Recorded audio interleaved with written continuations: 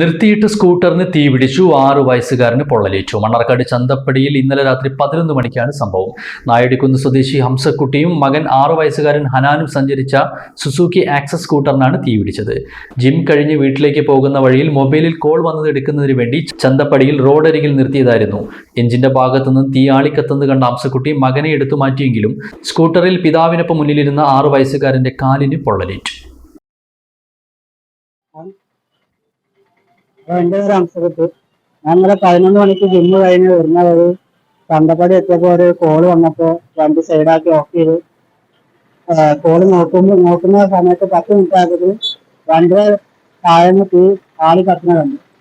എൻ്റെ പേര് 6 വയസ്സായ കുട്ടി ഉണ്ടായിരുന്നു. അവനെ പെട്ടെന്ന് മാറ്റിയെങ്കിൽ വണ്ടിയുടെ തീ എടുക്കാൻ പറ്റില്ല. പിന്നെ ആളുകളൊക്കെ കൂടി വെള്ളം ഒഴിച്ചിട്ടാണ് ആ തീ ആണെന്നത്. അപ്പൊ ഞാൻ കഴിഞ്ഞ മാസം സർവീസ് ചെയ്ത വണ്ടിയാണ്. എല്ലാ സർവീസ് ഹിസ്റ്ററിയുള്ള വണ്ടിയാണ്, കണ്ടീഷനുള്ള വണ്ടിയാണ്. വണ്ടി ഓടി ചൂടായിട്ട് പോലില്ല. ജസ്റ്റ് കുഞ്ചിപ്പാട് എടുത്തിട്ട് ചന്തപ്പടി വന്നത്. അപ്പത്തിനാണ് ഈ സംഭവം. കുട്ടിയുടെ കാല് പൊള്ളിയിട്ടുണ്ട്. കുട്ടി ആകെ പേടിച്ച് അവനെ ഇറങ്ങി ഓടുകയും ചെയ്യും.